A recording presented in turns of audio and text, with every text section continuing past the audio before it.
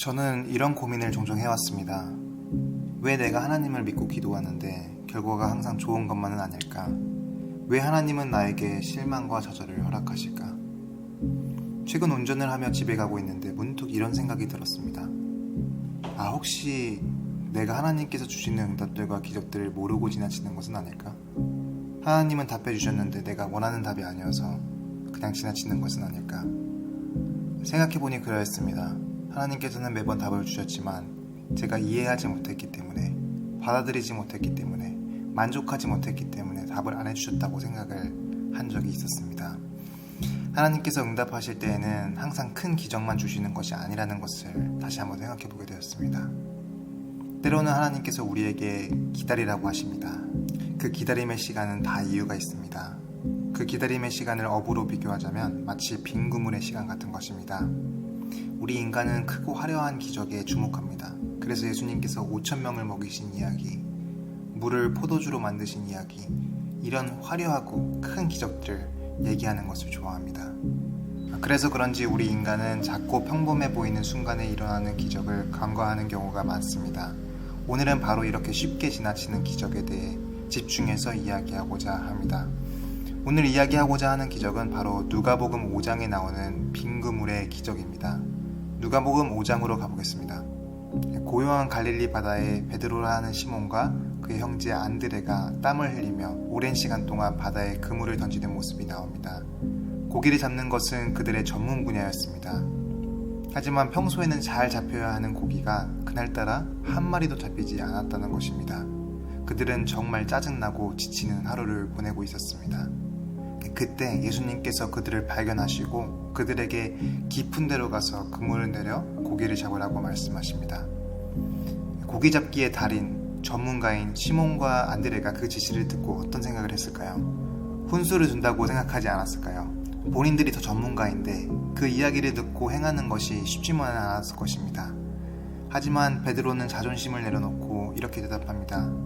선생님, 우리들이 밤이 새도록 수고하였을 때에 잡은 것이 없지만은 말씀에 의지하여 내가 그물을 내리리이다. 본인들의 생각을 내려놓고 예수님의 제시를 따랐을 때 그들은 감당치 못할 만큼의 그물이 찢어지는 양의 고기를 잡게 됩니다. 고기가 너무 많이 잡혀서 다른 배에 있는 친구들까지 와서 돕게 됩니다. 이러한 놀라운 기적을 보고 베드로와 안드레, 야고보와 요한은 예수님께 와서 본인들이 죄인이라 하며 무릎 아래 엎드립니다. 이런 상황에서 예수님이 그들에게 말씀하셨습니다. 내가 너희를 사람을 낚는 어부로 만들겠다.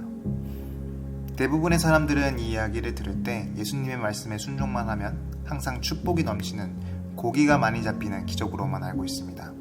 하지만 다시 한번 이야기를 생각해보면 고기를 많이 잡히는 것도 기적이었지만 그 오랜 시간 한 마리도 잡히지 않았다는 것도 기적입니다. 어떤 게 더 큰 기적일까요? 어부들이 고기를 많이 잡은 이야기일까요? 아니면 그 오랜 시간 그 어부들이 한 마리도 못 잡은 이야기일까요? 한 마리도 못 잡았다는 것은 정말 큰 기적입니다. 우리 인간은 빈 그물을 경험할 때 우리의 노력과 능력만으로는 한계가 있다는 것을 깨닫게 됩니다. 그래서 예수님께서 우리에게 빈 그물의 기적을 베푸시는 것입니다. 예수님의 제자들이 그 긴 시간을 노력했지만 한 마리도 못 잡았다는 것은 바로 예수님의 능력과 지혜를 드러내기 위한 발판의 시간이었습니다. 하나님은 큰 기적을 보여주시기 전에 우리에게 이런 빈 그물의 기적을 허락하십니다. 우리가 더욱더 그분을 찾고 기다리며 인내하고 주님을 의지하는 방법을 배우게 되기를 원하십니다. 그리고 우리가 제자들처럼 우리의 자아를 내려놓고 겸손해질 때 예수님께서는 우리에게 더 많은 것을 주시기 위해 우리를 도와주십니다. 이것이 바로 하나님의 놀라운 섭리입니다. 빈 그물의 시간이 하나님의 또 다른 기적이라 생각할 때 우리의 삶은 정말 달라집니다. 물질적인 결과보다 우리가 따르는 분이 누구인지, 왜 기다리게 하시는지, 왜 빈 그물을 주시는지 더 생각하게 되고 의지하게 됩니다. 제가 처음 시작할 때 했던 질문, 왜 내가 하나님을 믿고 기도하는데 결과가 항상 좋은 것만은 아닐까? 왜 하나님은 나에게 실망과 좌절을 허락하실까? 왜 하나님을 따르는데 빈 그물의 연속일까? 이것은 저만의 고민이 아니었다고 생각합니다. 많은 분들도 저와 같은 생각을 해보셨을 거라 생각합니다. 하지만 누가복음 5장의 이야기처럼 우리의 힘든 빈 그물의 시간이 하나님이 우리와 함께 하지 않는 시간이 아니라 오히려 하나님께서 우리를 위해 허락하신 시간이라 생각해보면 어떠할까요? 그러면 이 빈 그물의 시간도 예수님께서 우리에게 주시는 기적 같은 선물이 아닐까요?